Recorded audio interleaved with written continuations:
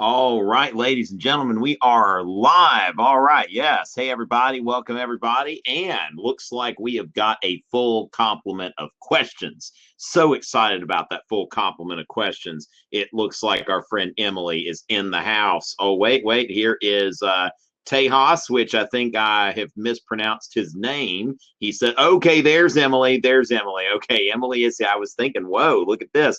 All right, but yes, Emily is here. All right, so let's see what we've got there.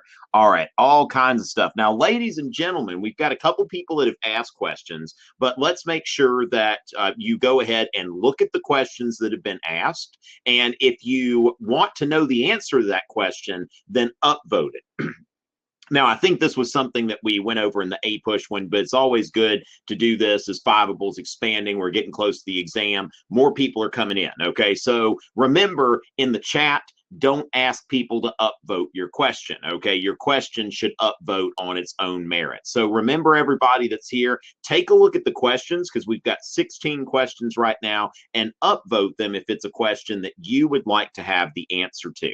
So we are here with Fiveable. Now, remember that we are going to be here doing these broadcasts for free every week through the end of April, every Wednesday at 9 through the end of April. And so as far as that goes, make sure that you know that that's there. But also there's Fiveable Plus, which you can go to fiveable.me and you can look into. That is for a great price right now. You can get access to all of the replays. So if you weren't here for a session, you want to catch up, or you want to see what we did previously, make sure to do that. And then there will also be some bonus cram sessions closer to the exam that will only be available to Fiveable members. Now, if you're already a member or your teacher got you in, then you're good. So let's go ahead and get going with this. And let's see. All right. Oh my goodness. Okay, some of these questions I'm not great. Now, as far as that goes, can I go into more detail? Okay, good. We've got some people going through this. Okay, excellent. All right. So far as that goes, let's see. All right. Okay. All right. Well, let's go ahead and take a look at some of these upvoted questions. All right. So Tejas, okay, we're going to go ahead and start answering this. Now, some of these questions, what we have to remember is that this is a survey level course, all right? So there are some questions that, you might want to know the answer to as a matter of curiosity, but it may not be necessary for the exam, okay? So as far as the political system in United Germany, okay, now there are a few things that we need to know as far as, Bismarck is starting off with Prussia. Now, first of all, German unification. Now, German nationalists in the early 19th century, they had a couple of proposals for German unification. One of these things being the Großdeutschland, Greater Germany or Big Germany. That was, that we include all German-speaking peoples, okay, kind of a pan-Germanism.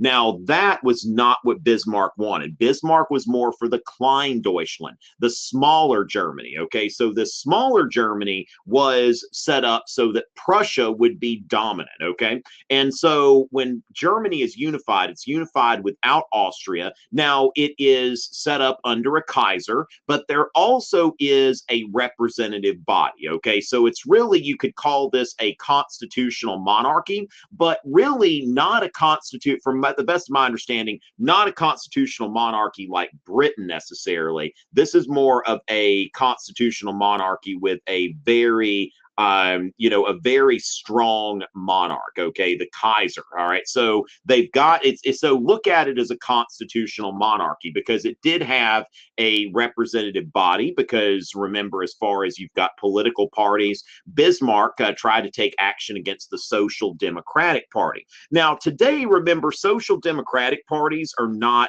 so to speak, socialist parties. Okay. They really, they want an expansive government, but they're not calling for everything to be in the hands of the workers and the government and that sort of thing. Certain things, but not all things.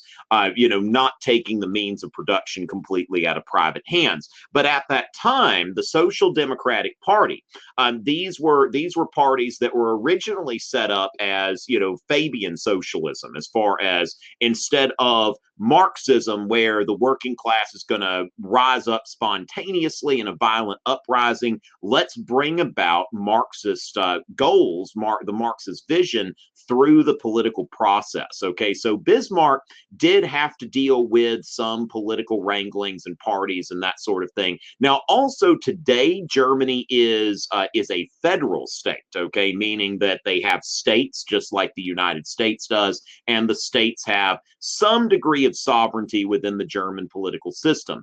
As far as in the German Empire, I'm not exactly sure, but let me look into that real quick, because now remember though, that is also something that we have to remember, that it is, you're not going to have like much of a knowledge of what's going on here for the for this. But if we look into, let's see, as far as the foreign policy law, constitution, okay, so as far as that goes, the empire's two organs, okay, so you've got a parliament there, okay, so as far as that goes, let me go ahead and just share this because it's got some kind of cool graphics here. So I'm going to go ahead and share my screen with you. All right. Oh, Aisha, good to see you. Excellent, excellent. And I was just thinking about those AP World essays that I need to go through in the coming weeks and get those up there. But yes, always Aisha, whether it's online or in person. Okay, so as far as that goes, ladies and gentlemen, so you've got two houses. All right, so you've got the Bundesrat, and the Reichstag. Okay, now as far as that goes, for one house there was universal male suffrage. Okay, but legislation had to pass both houses. So we've got almost in the same kind of sense that we have the Senate and the House of Representatives, that, you've got the Bundesrat or whatever. My German is notoriously bad. Okay. My Dutch is pretty good. My Dutch pronunciation is pretty good. I can speak, hablo español un poquito. So, my English is okay, but, even my Russian can be okay sometimes. But as far as this goes, remember, it's a written test. My German's terrible. And so as far as this goes, you do have a bicameral legislature, and then you've got constituent states. Okay, so you do have a bit of federalism here. Okay, so you've got the federal council, and then you can see the different states that were part of this. Now, of course, when you're looking at the German Empire, Prussia dwarfs everything else. Okay, so you've got some different states here. Bavaria is a pretty big state. Of course, Alsace-Lorraine, that the German Empire got from France after the Franco-Prussian War. But very much you can see the Prussian dominance of this arrangement here. Oh wow, can we actually? Oh, that's kind of cool. You can click on here and you can go to the great man. I tell you, these things are getting more and more technological. So you're looking at a federal constitutional monarchy with a two-house legislature and a very strong monarch. Interesting question there. Glad to answer that. All right. So can I describe France under the Second Empire? Okay, so the Second French Empire followed up. You've got the Bourbon Restoration, with after Napoleon, which of course was followed by the 1830 Revolution, which set up another constitutional monarchy, and then that was followed. The revolutions of 1848 created very briefly the Second French Republic. Okay, and of course that had Louis Napoleon as its president. Okay, and so Louis Napoleon, after a few years of being the president, Louis Napoleon then proclaimed himself emperor. Now, as far as France under the Second French Empire, the internal workings of France under the Second French Empire, can't really vouch for that. I mean, you do have Napoleon as the emperor, but you know what? Let's take a quick look while we're here. We looked at Germany. It's like, why not inquire a little bit, right? So as far as that goes, let me go ahead and let's see the structure of government. Let me share my screen with y'all again, and let's look at that. Okay, and I've got my kind of standing set up. I keep reading these things about like sitting too much. Now they say standing too much is bad. I'm trying like a tree pose kind of yoga thing right now. So maybe I'm moving around, and maybe I'll survive through the exam. All right. So as far as that goes, when we look at the government here, okay, so little changed from the still little change from the first. Okay, his own imperial role as the foundation of government was to guide people toward yada yada. So holding his power by universal male suffrage. So of course, kind of like Napoleon. As far as that goes, okay, we've got an anti-parliamentary French Constitution of 1852.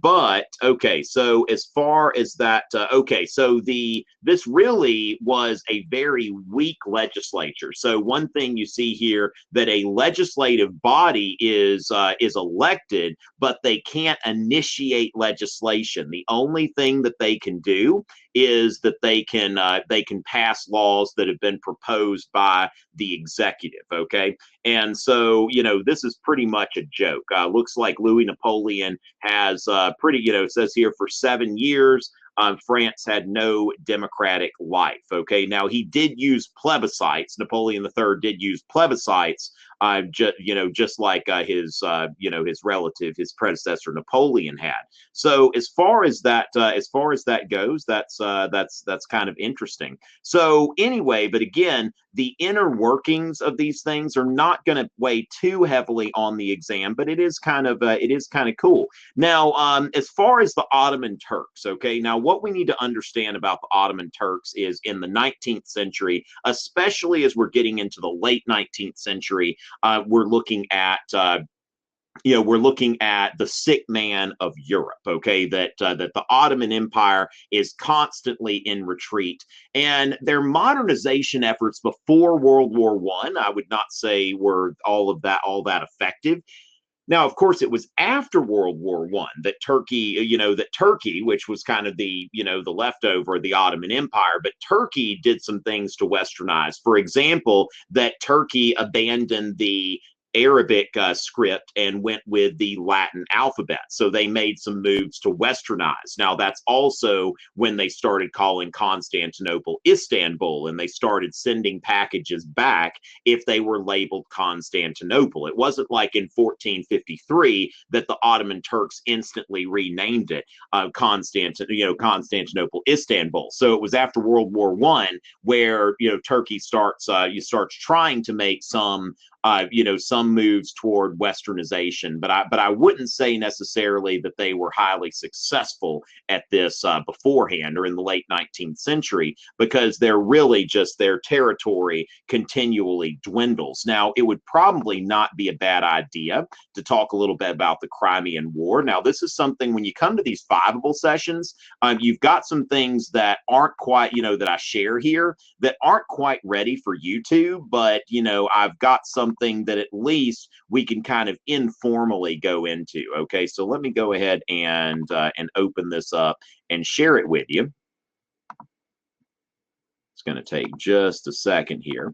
All right, and one of these days you'll see this on YouTube, but I just don't have this set up quite yet. Not quite at the point where I would feel comfortable putting this on my YouTube channel, but at some point we'll get there. All right, so the screen is about to share. Wait for it. Here we go. All right, excellent. All right, so as far as that goes, ladies and gentlemen, the Crimean War. All right, so the Ottoman Empire at this time was known as the sick man of Europe. Okay, so this is what we have to remember here. The Ottoman Empire is in retreat, and the Russians want to take advantage of this. Now, what's interesting about this, of course, is today the Russians have an interest in Crimea, and of course, right now, still occupy that part of what is still internationally recognized as Ukraine. But Russia is currently occupying that area, which is predominantly Russian speaking, but they did not do that in accord with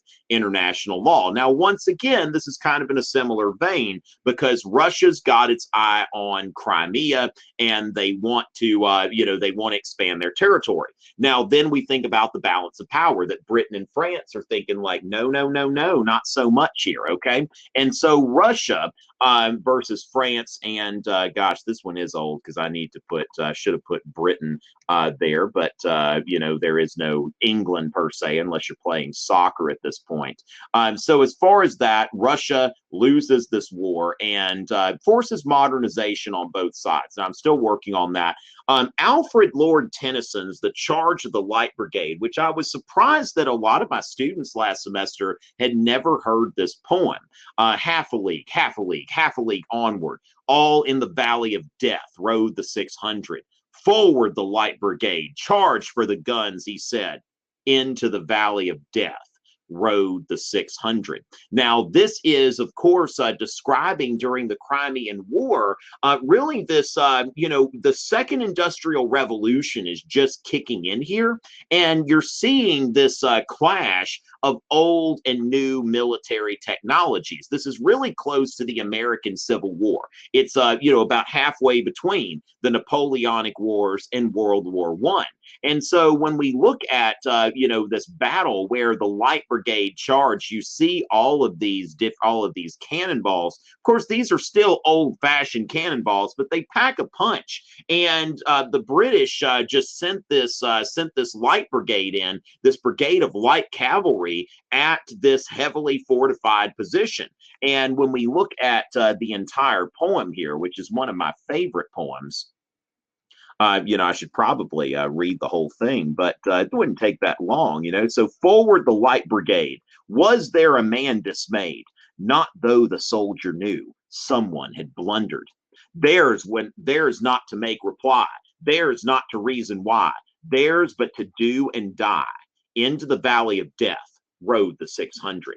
Cannon to the right of them, cannon to the left of them, cannon in front of them, volleyed and thundered, stormed at with shot and shell. Boldly they rode and well into the jaws of death, into the mouth of hell rode the 600.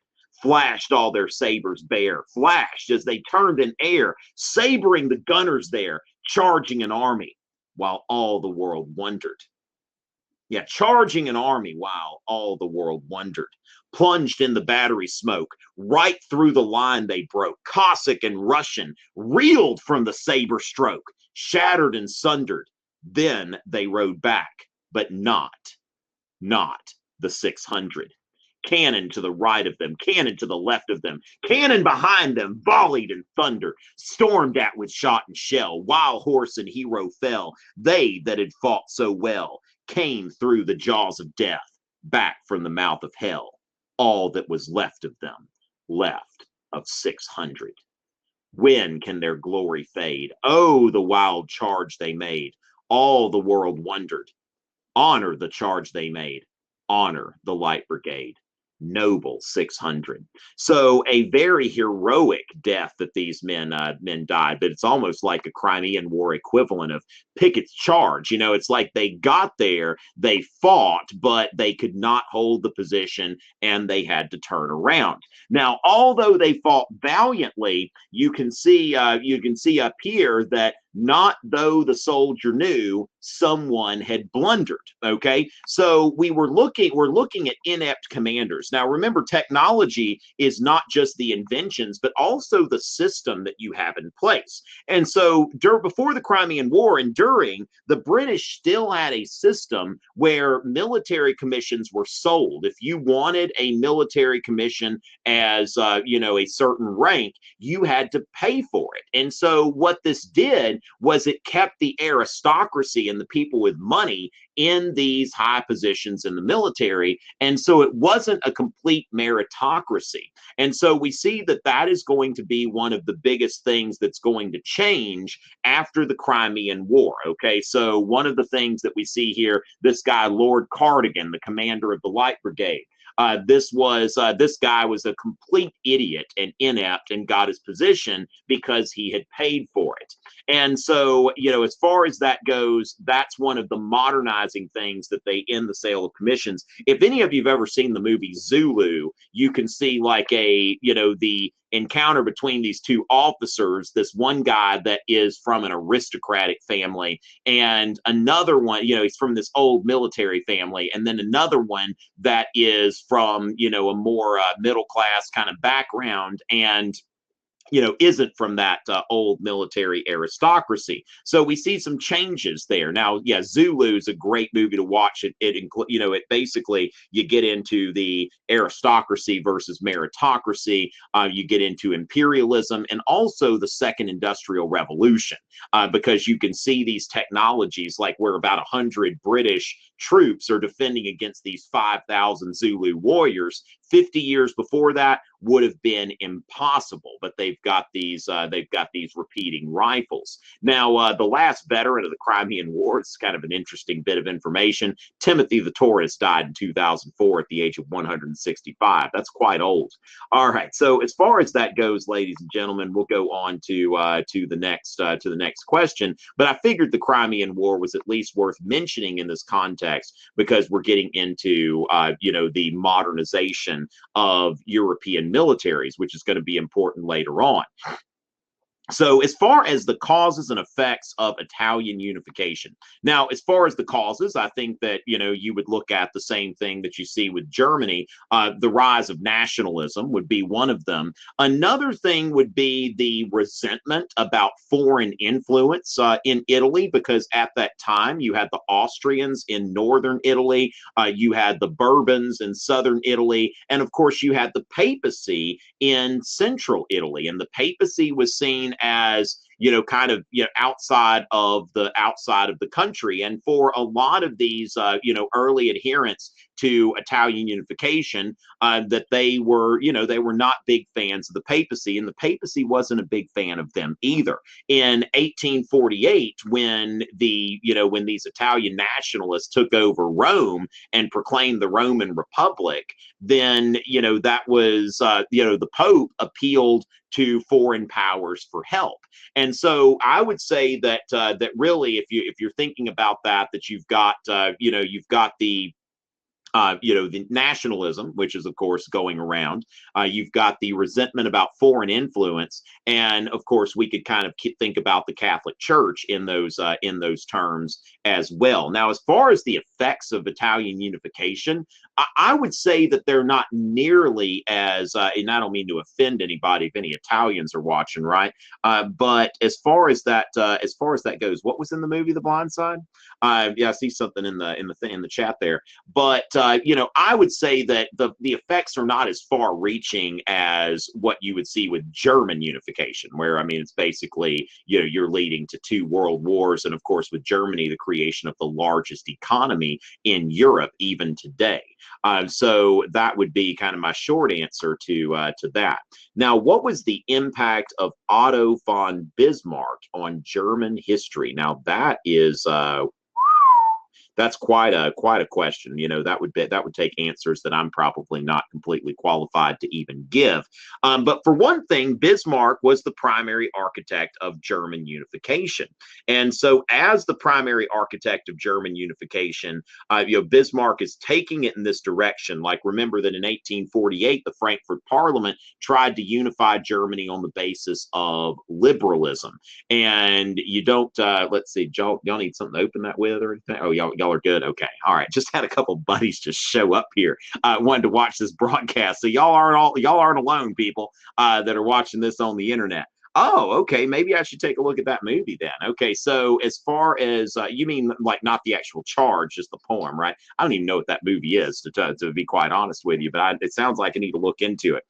But Bismarck, is the architect here, that, the Frankfurt Parliament, let's unify on the basis of liberal nationalism. And Bismarck's like, not so much, that the future of Prussia in Germany is going to be determined not by its liberalism, but by its power, Bismarck wrote. And so that was the whole blood and iron strategy, and the whole idea that really German unification isn't just based on, nationalism, but also based on basically bringing the rest of these German states into really a Prussian nation that we'll call Germany, just to do it, right? And so as far as that goes, Bismarck, that would be one thing, is the architect of German unification. Another thing that we would note is, of course, he was the architect of the alliance system, which, a lot of times this is where, people get, they use history Stay hydrated, kids. But they use history in terms of like, oh, I've got this one thing, so since I've got this one thing, then it's like the alliance system calls World War I, it must be bad. Well, if that's the case, then why is the United States part of NATO? Why is there the European Union and all of this other stuff? You see that alliances really aren't bad, like in a lot of cases. I mean, as long as they're advantageous to all of the countries in them, which of course there are alliances that you could have those discussions about how advantageous they are. But if everybody's getting an advantage, it's a great thing. And it also is a preventative measure. Remember that Bismarck is not, is not forming alliances to make war. He's forming alliances to prevent war, because it's the sort of thing that if you think that you start a fight with this person and these other three people are going to get involved, you might be a little bit more cautious about starting a fight. Was it during this thing that I got hiccups last week? I don't know. I just, for some reason, I tend to get the hiccups when I'm doing these broadcasts. So that would be another thing that we could definitely attribute to Bismarck. Now, the other thing, I would say the third thing, so the architect of German unification, the architect of the alliance system, and also the architect of the first welfare state. All right. So, which is something that, is definitely a big part of, the Western world today, that, in whether you're in the United States, Germany, the UK, you lose your job, you're not going to just be cast out onto the street right then and there, taking care of people when they get old and injured and all that. So when Bismarck introduced old age pensions, hey there, Mariali, however to say that. It's a written test, right? That I'd like to get your name right. So as far as that goes, the old age pensions, accident insurance, and health insurance. At that time, no welfare state existed in, really anywhere. And so Bismarck, now, of course, his motives for this, it's similar to when you think about when Parliament in the 1840s, they passed the 10-Hour Act and the Mines Act and repealed the Corn Laws. When they did this to kind of shut down the whole Chartist thing. That, the whole idea that, remember, Marx was like, oh yeah, they're going to rise up. And it ends up that the working class, and we see that, you can see that in politics today when you look at the Trump coalition, for example, that the working class tends to be fairly conservative in their thinking. And as long as they don't see themselves as being, as long as they think, we've got food on the table, got a roof over our heads, and we're taken care of if something happens to us, they don't really want socialism. Okay, that's not something that appeals to working people. And so Bismarck understood that, and in creating the first welfare state, did something to bring the working class kind of, into the fold, and to make the Social Democratic Party a little less attractive. Now, did that stop the Social Democratic Party from existing? Certainly not, but made it a little less attractive to people. So that's what they call state socialism, that Bismarck was bringing about socialism, elements of socialism. We wouldn't call like the German Empire a socialist country, but bringing about elements of socialism from above, so that we don't have the chaos of the implementation of socialism from below. All right, so going into that now. As far as the Austro-Prussian War, okay, so when we're thinking about the Austro-Prussian War, that is, you really don't have to get too detailed into this, but one thing you want to understand is that at the Congress of Vienna, you've got Metternich, okay? Austria was the preeminent German power, okay? So Austria is really taking a leadership role. And when the German Confederation is created, you've got Austria and Prussia that are part of it, but Austria really had the upper hand. Now, that's another thing about Bismarck, okay? So when we think about Bismarck, Emily, we also want to think about the, I like this architect word for Bismarck. Think about that guy in the Matrix. That could totally be Bismarck, that guy, that architect guy. guy. But as far as that goes, that he's also the architect of German industrialization, because Bismarck was trying to navigate between the conservatives and the liberals and the nationalists and the socialists and that sort of thing. And so to appease the liberals, even though he wasn't giving them as many like, democratic and civil liberties reforms as they wanted, he very much supported industrialization. And in supporting industrialization, that modernized the Prussian military. So, you start to see railroads built at a higher rate than what you're seeing in Austria. And so, as far as Bismarck's creating this modern industrialized military state, whereas Austria was not as quick to get involved, to implement the second industrial revolution. And by the time World War I comes about, Germany excuse me, Germany was the number one power, okay, like the number one industrial power. They had passed up Britain. Now the United States had passed up both of them. America, ooh, all right, but as far as that goes, Germany was what had the greatest amount of industry in Europe. So when we think about the Austro-Prussian War, otherwise known as the 7 Weeks' War, what you really need to know about this is that Prussia went into this war because they wanted to unite North Germany. All right. So this whole blood and iron strategy was to use warfare in order to unite Germany. So what he did was he started this North German Confederation and then defeated Austria in the Austro-Prussian War, and then brought in the more southward Catholic parts of Germany. Now, of course, Bismarck was not, a fan of Catholics, and neither were the German liberals, because they saw the Catholic Church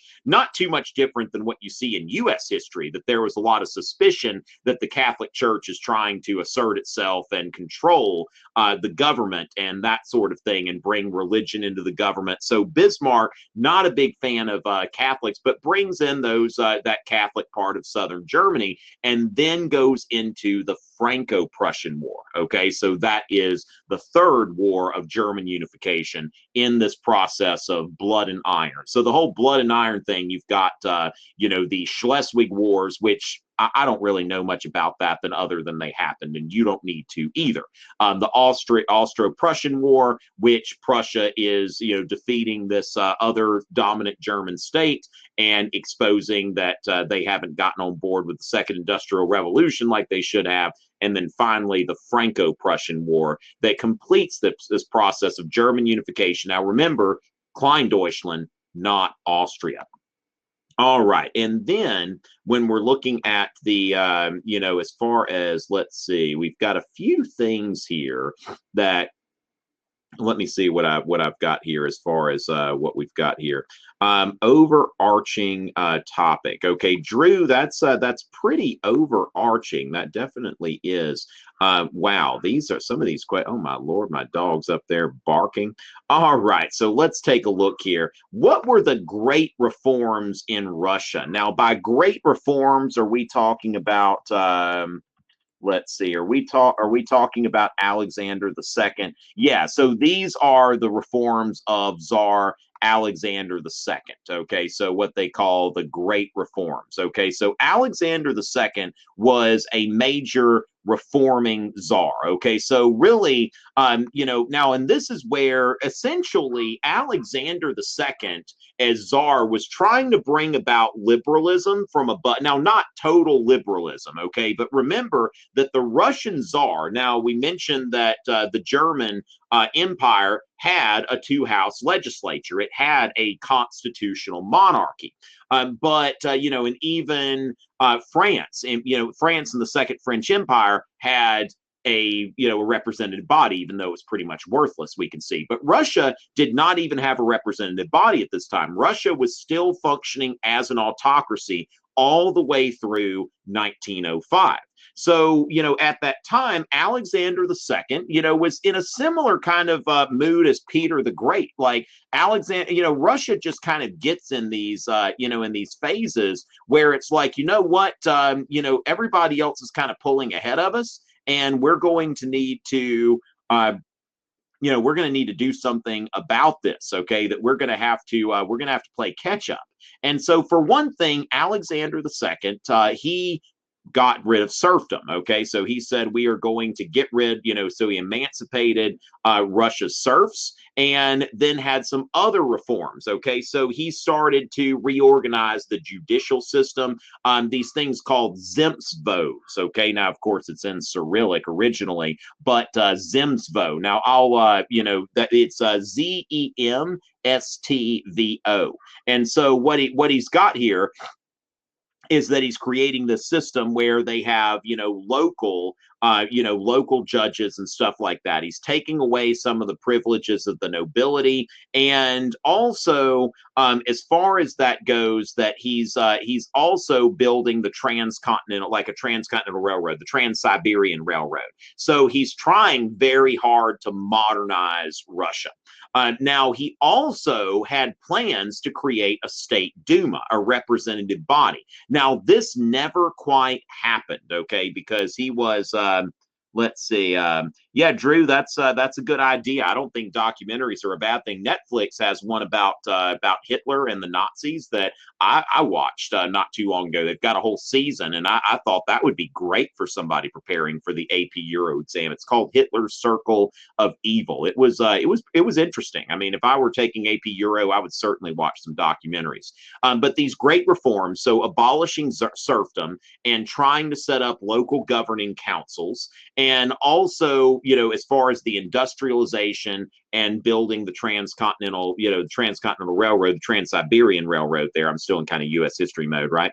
And so with that, we are also, dealing with, hey, maybe we should set up some type of representative body. But the other thing is that Alexander II was assassinated. Okay, and so what he's dealing with, I mean, these people who are eventually going to, take over Russia, like Lenin's brother was one of the people that was involved in one of these, these anarchist societies that was they were trying to assassinate him, and they were actually trying very hard because he was liberalizing. And so since he was liberalizing, they could see that's not going to help the progress of a socialist revolution if the czar is a liberal, if he's liberalizing and trying to make things better. And so he was assassinated and succeeded by his son, Alexander III, who was pretty much a very conservative, reactionary figure, who saw that, hey, it's like my dad tried to bring about all this stuff. He's trying to be nice, and look what they did to him.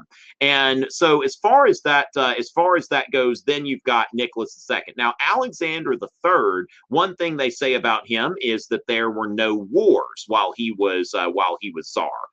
So, as far as those great reforms, associate those with the reforms of Alexander II. Who was assassinated. So, they kind of ground to a halt, and the Russian monarchy became a bit more reactionary.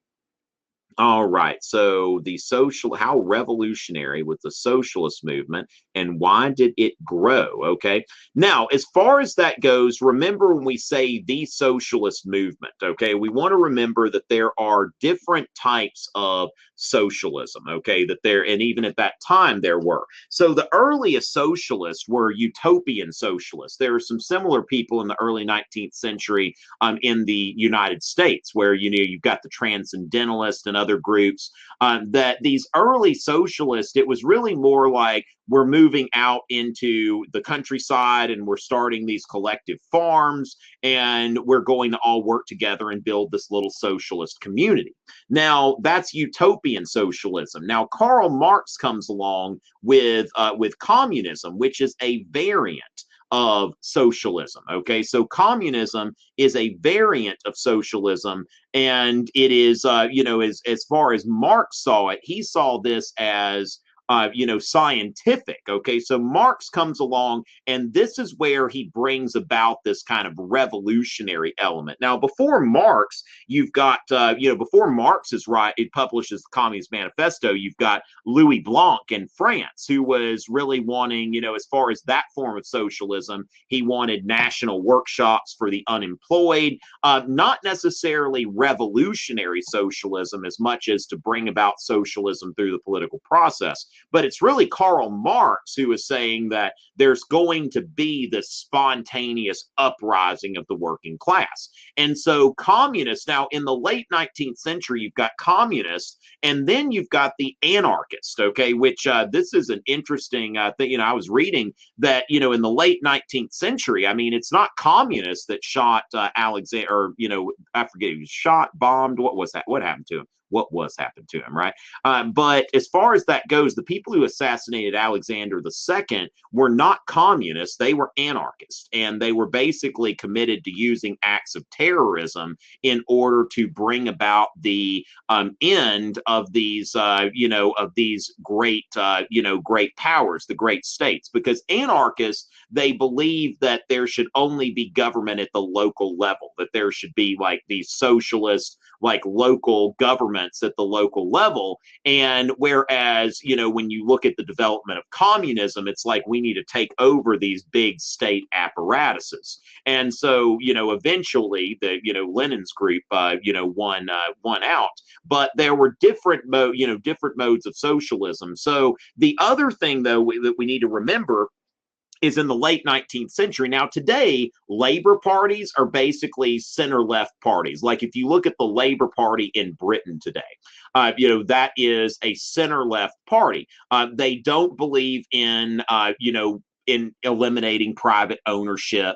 They don't believe in seizing all of the means of production. So they've calmed down a lot, moved a lot toward the center. But when labor parties originally started, this was, the strategy was Fabian socialism. Now, this goes back to Fabius Maximus during the Punic Wars, and, where he decided, I'm going to hold off on engaging Hannibal. We're going to avoid a decisive engagement with Hannibal. And so what happens, the Fabian Society, these are people that decided, you know what, we're not pushing for a revolution. Instead, we're going to try to elect people, get people elected to office, and we're going to mobilize the working class as a political party.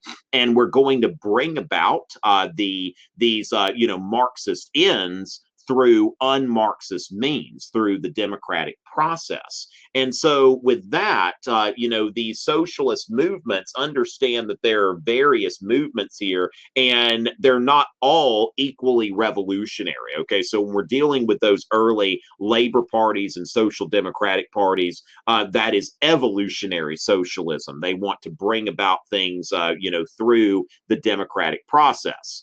So as far as that goes, that hopefully that answered your question there. All right, and let's see. All right, gosh, y'all are, I'm getting into the dregs now of the questions, but let's see okay, so let's go ahead and Sarah, one thing that we want to remember is that Eastern Europe is always going to be behind with modernizing, and it's really difficult to call them modern in the same sense. So if we think about in the 1860s, that was when you saw Alexander II, which if you think about in a global context, okay, like, I mean, that's one thing I think that's good about studying European history and world history. Like when we look at the American Civil War, and it's like, oh my goodness, these people, own slaves. And this was something that was pretty much a worldwide phenomenon at that time, that it was in the 1860s that Alexander II emancipated the serfs. So you see that this is, in the world in general, you're starting to see these movements to, whether it's serfs or whether it's slaves.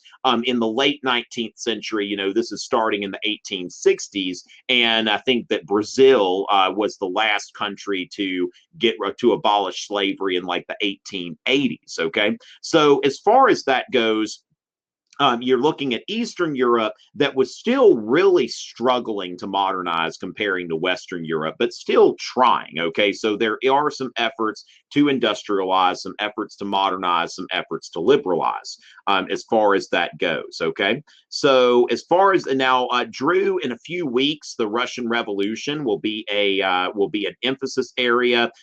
It's not one of, I will tell you, it's not one of my strong points. Definitely not one of my strong points. And Emily, I'm going to go ahead and let's take a look at at this one here, the revolution of 1905. Okay, now as far as when we're getting into need to know for the Russian Revolution of 1905, this is in the wake of the humiliating Russian defeat in the Russo-Japanese War. Okay, so Russia has been defeated in the Russo-Japanese War. Now that ended in September of 1905.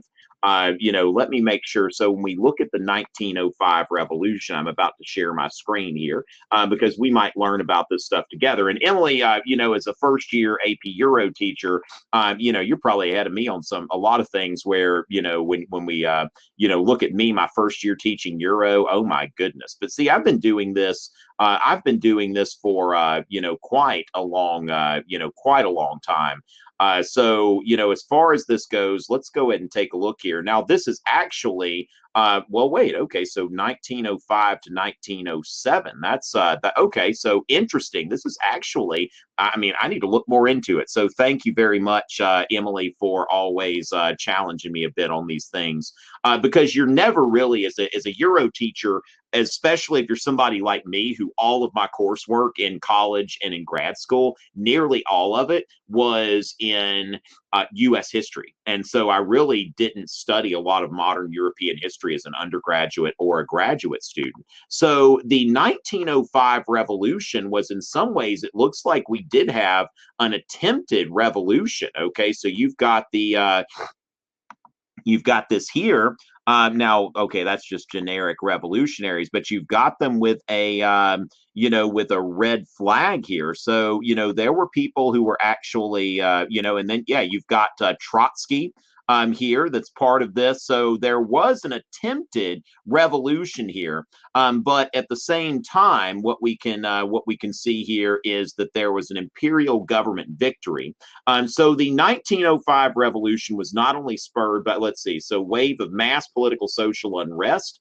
It included worker strikes, peasant unrest, military mutinies. Now, this is the main thing. Okay, the main thing that we want to take from this is that we have the constitutional reform. Okay, so the October Manifesto, a document served as a precursor, which would be adopted next year. So this was, now October Manifesto sounds like it would be the communists, because the October Revolution. So remember, we need to separate the October Manifesto from the October Revolution. So the Russo-Japanese War went through the 5th of September, 1905. So this is in the immediate aftermath of the Russo-Japanese War that Nicholas II is putting out the October Manifesto. And so as far as that goes, we see here that all right. Wow. Let's see. So a guy threatened to shoot. No. Yeah. So let's see these ideas. Nicholas strenuously resisted these ideas, but gave in after his first choice to head a military dictatorship threatened to shoot himself in the head if the Tsar did not accept Witt's suggestion. Okay. And who is this? Did I miss something here?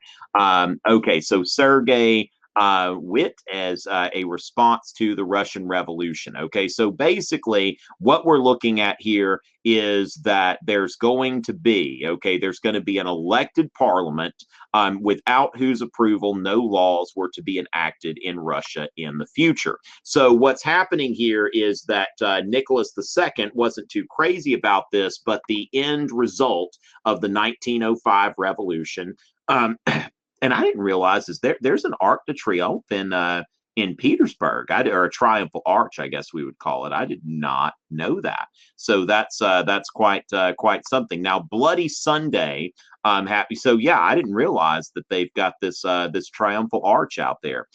So this was in the 22nd of January 1905. And as far as the number of people killed here, that you've got over 143 deaths.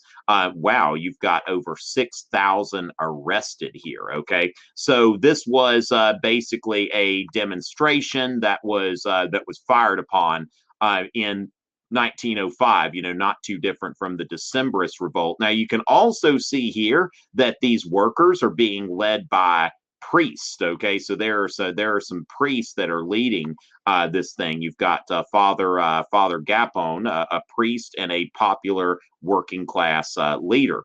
All right, and oh, okay. Later on, okay, that's interesting.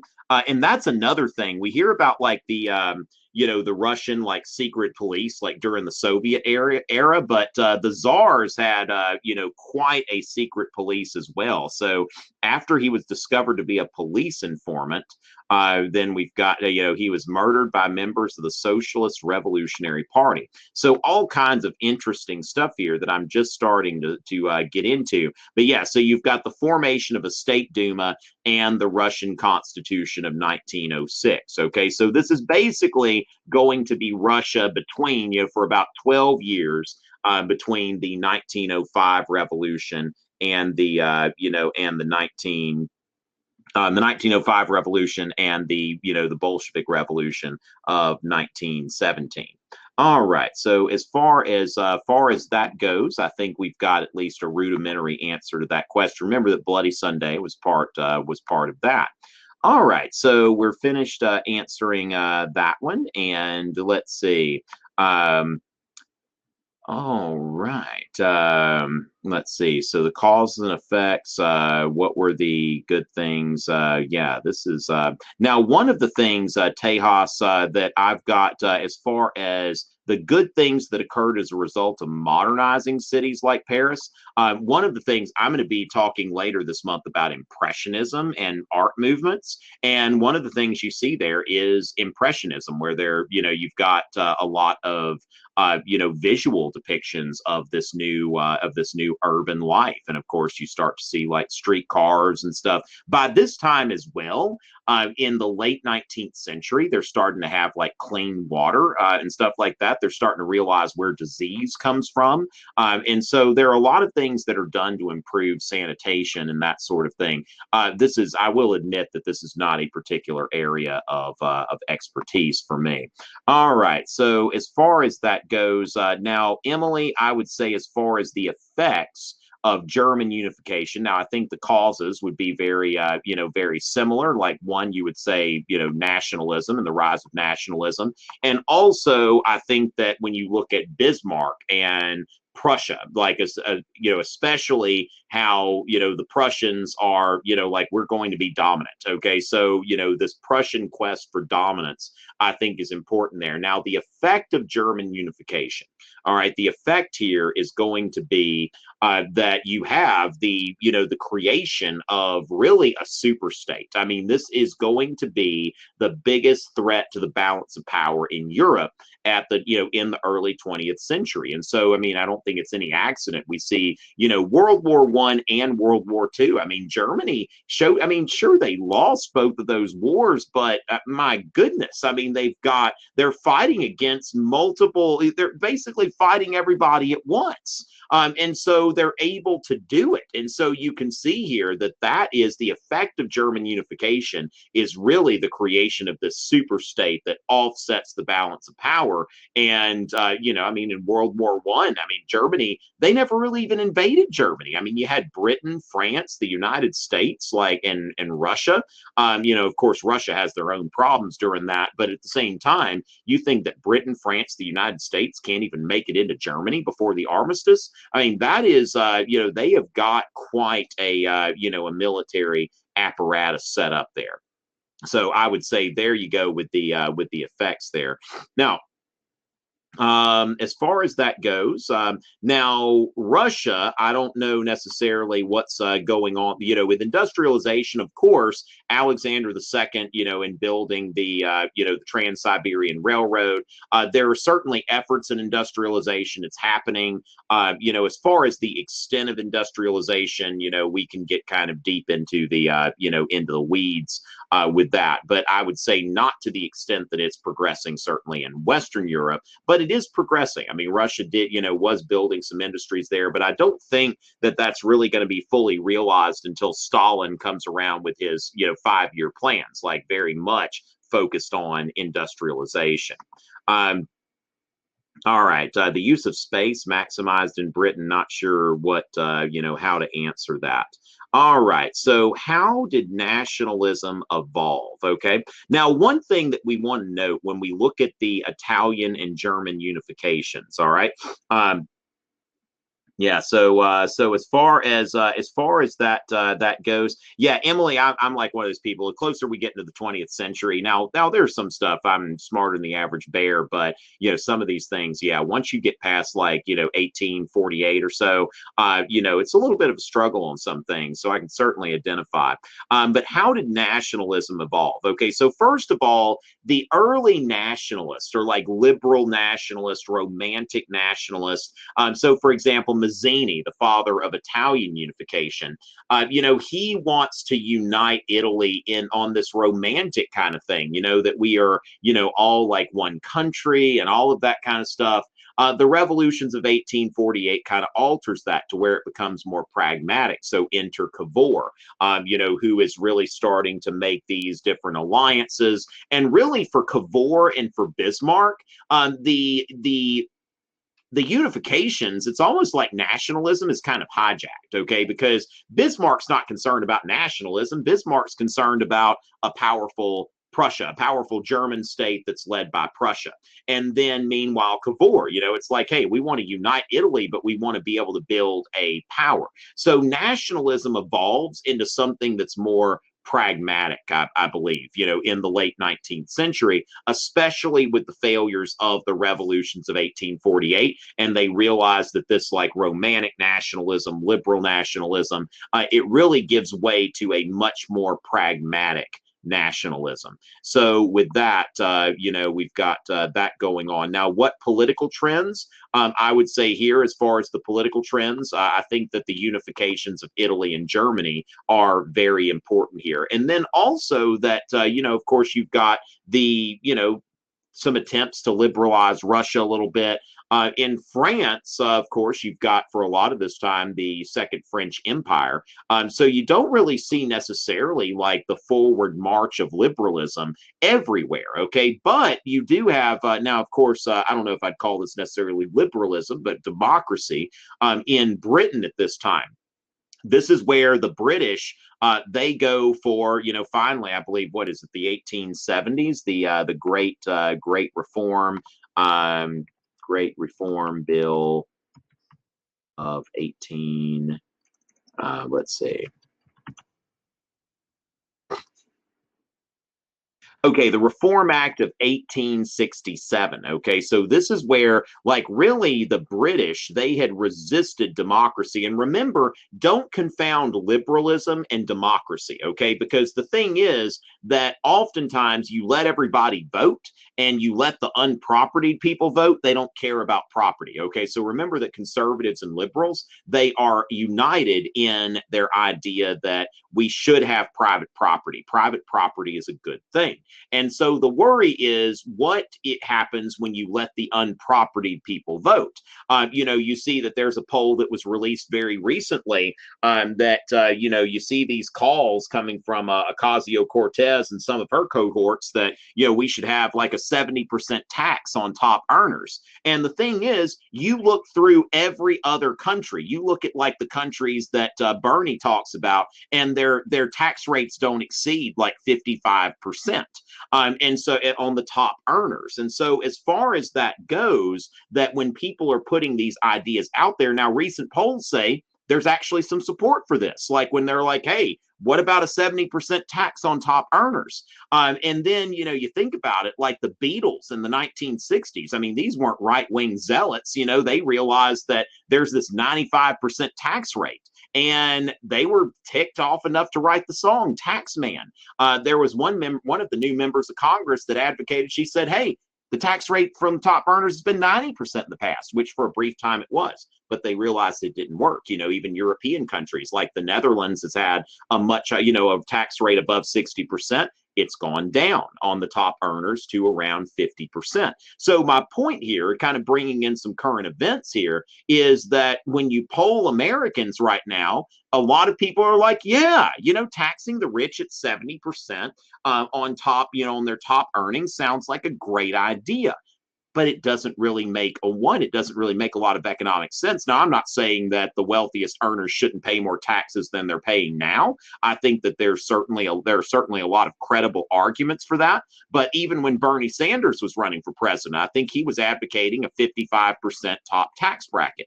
But as far as that goes, people keep trying to one up it. Okay. Like, okay, now I want to go to 70. Oh, I want to get on TV. I'm going to say 90. And people start saying, oh, yeah, let's do that.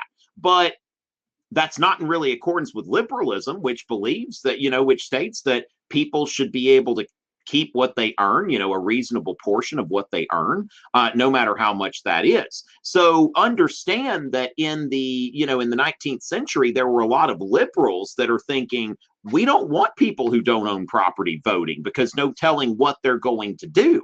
And of course, so in 1867, they passed the Reform Bill of 1867, which basically, creates an enfranchised. Now, this enfranchised part of the urban male working class. Okay, so they didn't do it all at once. It was still, an incremental thing, but 1867 was the first time that, that working class people, people voted.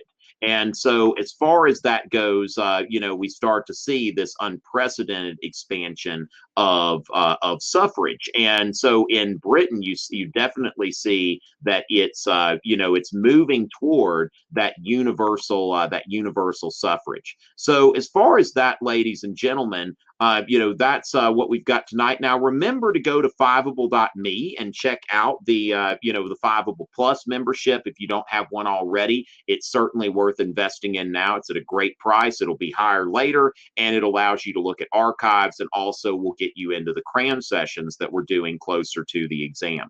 Next week's topic, Fiveable will put that out. Now, the thing is, what you need to do is make sure you're subscribed to the Fiveable, mailing list, and follow Think Fiveable on Twitter and Instagram. Okay, so as far as that goes, make sure that you're following Think Fiveable on Twitter and Instagram, and they'll be sending that stuff also to you via email, and we'll make sure that the topics get out there. But make sure that you are following them so that when they announce the topics, that you'll see those come out. All right. And thank you, Drew. And thank you for everybody that showed up. And and Drew, as far as the DBQ, I have a lot of tips. Just type in on YouTube, AP Euro DBQ. I've got a video on that that's free. And I've also got Emily, I'm trying to market here. Come on. But as far as that goes, we're trying to convert followers here. So as far as that goes, make sure to take a look at my AP Euro DBQ video. Also, I've got my 8-month writing clinic that goes even more in depth into that if you're interested in that. But start off with the free video that's available on YouTube. Just search for AP Euro DBQ. All right, ladies and gentlemen, I will see y'all next week, and it is always a pleasure. Yes, and you're welcome, and thank you for coming, Azella.